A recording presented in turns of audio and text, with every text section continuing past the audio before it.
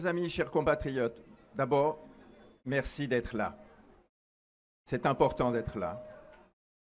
Nous sommes réunis aujourd'hui pour célébrer l'humanité et ses valeurs universelles de respect, d'honnêteté, de liberté, de responsabilité, de justice, de fraternité, de tolérance, de paix et de loyauté.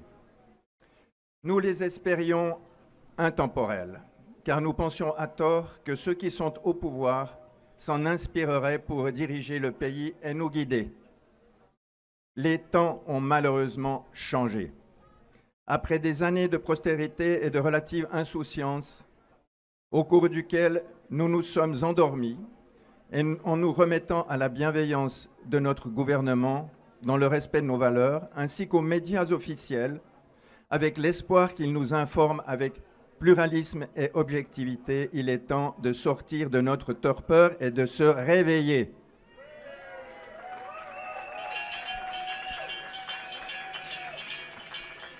Nos instances dirigeantes et nos médias ont lourdement failli à leur mandat.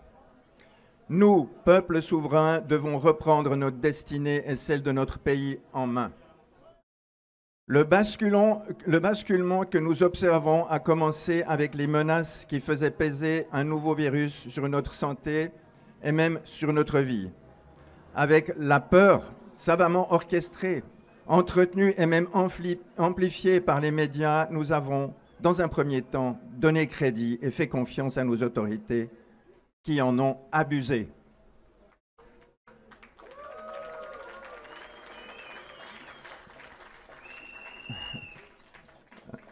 Plutôt que de responsabiliser et accompagner la population avec le respect qui lui est dû, en prenant appui sur sa capacité à entendre et intégrer d'éventuelles mesures contraignantes pour le bien de la collectivité, notre gouvernement, profitant de l'effet de sidération, a fait le choix de ne pas faire confiance à sa population et a décidé de prendre appui sur la loi d'urgence sanitaire Covid-19 pour instaurer un régime d'exception qui nous infantilise, bafoue les fondements de notre Constitution et qui a permis d'imposer des mesures coercitives le plus souvent dénuées de fondements scientifiques, dont certaines contraires aux droits et aux libertés fondamentales. Nous savons aujourd'hui qu'il n'en est rien. Ce n'est pas nos intérêts qui ont été défendus, mais bien au contraire, plutôt les profits gigantesques d'entreprises qui, avec la complicité de notre gouvernement et des organes de surveillance, ont réussi à faire autoriser en urgence, sans respecter les stades de validation habituels, un produit appelé abusivement vaccin, qui n'a ni les caractéristiques des vaccins classiques, ni les effets attendus, puisque l'on sait qu'il ne protège pas de l'infection et que de l'aveu récent même du producteur ou du fabricant, il n'a jamais été étudié pour éviter la transmission. Donc je vous laisse imaginer ce que représente aujourd'hui le slogan « Tous vaccinés, tous protégés » comme nous l'avons entendu en France. Et je ne parle pas de l'ineptie du certificat sanitaire ni du slogan qu'être vacciné est un geste de solidarité. Croire que l'industrie pharmaceutique travaille pour votre santé, c'est comme croire que le complexe militaro-industriel milite pour la paix.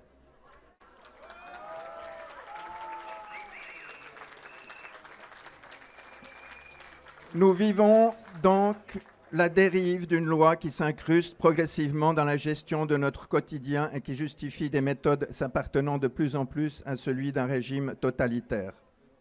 La peur est maintenant prend des aspects différents. Une guerre menaçante, des pénuries de toutes sortes, les changements climatiques, tout est bon pour nous maintenir dans cet état d'angoisse permanent qui permet la manipulation. Pour ceux qui contestent l'ordre établi, la censure s'installe progressivement, subissant stigmatisation, discrimination, répression et même parfois exclusion. Je suis bien placé pour le savoir. S'il faut vous faire peur, faire pression sur vous, vous mentir, vous contraindre, vous intimider, vous culpabiliser, vous menacer, vous censurer, vous punir et vous criminaliser, si tout cela est nécessaire pour obtenir votre approbation, vous pouvez être absolument certain que ce qui est soutenu, porté et parfois imposé n'est pas dans votre meilleur intérêt.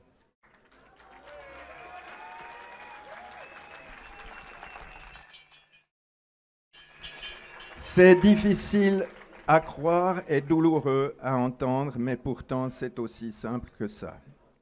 Le combat que nous devons mener est dirigé contre ces armes de destruction massive largement répandues aujourd'hui et employées que sont la corruption, la fraude et la mauvaise foi. Alors, que faire ? Malgré la dissimulation, le mensonge et la propagande, il est possible de s'approcher de la vérité, mais il faut la chercher. Alors, quelques conseils. Reprenez en main vos vies, vous n'en avez qu'une. Utilisez le moins possible tous ces outils qui vous rendent dépendants. Privilégiez l'autonomie et la proximité. Éteignez votre téléviseur. Ne prenez plus d'informations dans les médias mainstream, possédés et sous l'influence de ceux qui sont à la manœuvre.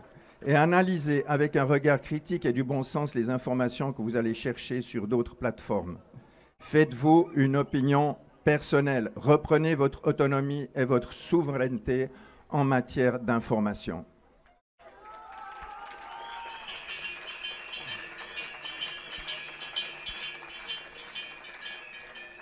Abusivement, lorsqu'on parle aujourd'hui de droits et libertés, on imagine qu'il s'agit de s'octroyer égoïstement le droit de faire ce que bon nous semble. Durant ces bientôt 3 années, ce fut le sens que l'on a donné à celles et ceux qui ont refusé de se plier aux mesures coercitives, pourtant le plus souvent dénuées de validité scientifique ou de bon sens, et qui ont osé revendiquer le retour à leurs droits et libertés fondamentales. Prenez du recul et vous constaterez que les promesses qu'on vous a faites n'ont pas été tenues. En matière de santé, la souveraineté avant tout est celle que l'on exerce sur soi-même, celle du droit de disposer de soi.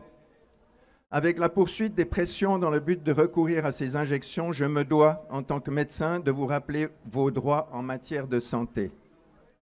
Le droit de décider ce qui est bon pour vous en toute liberté. Le médecin est là pour vous conseiller et vous accompagner dans votre choix. Toute décision vous appartient. Elle doit être respectée et prise en connaissance de cause, avec le consentement libre et éclairé. Toute contrainte exercée pour s'octroyer de porter atteinte à votre intégrité corporelle est assimilable à un viol.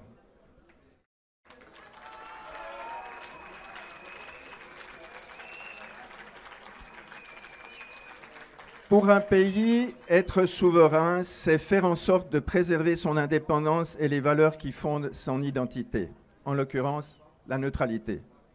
Pour la Suisse, c'est de militer et de préserver la paix, d'être identifié comme un pays qui ne prend pas parti dans les conflits et offre avant tout ses bons offices pour résoudre de manière pacifique les conflits. Cette posture est la plus respectable qui soit et l'objet de notre fierté. En emboîtant le pas d'une guerre économique, la Suisse a abandonné sa neutralité. Le préjudice est énorme. Il concerne son identité, mais aussi sa crédibilité au niveau international.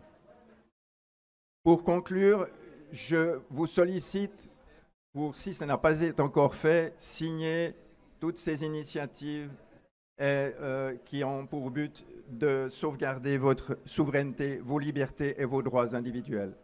Je vous remercie beaucoup pour votre attention.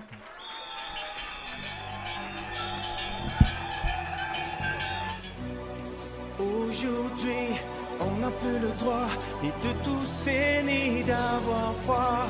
La goutte au nez, plus d'odorat. Je pense à toi mais je te sens pas. Et tous ces gestes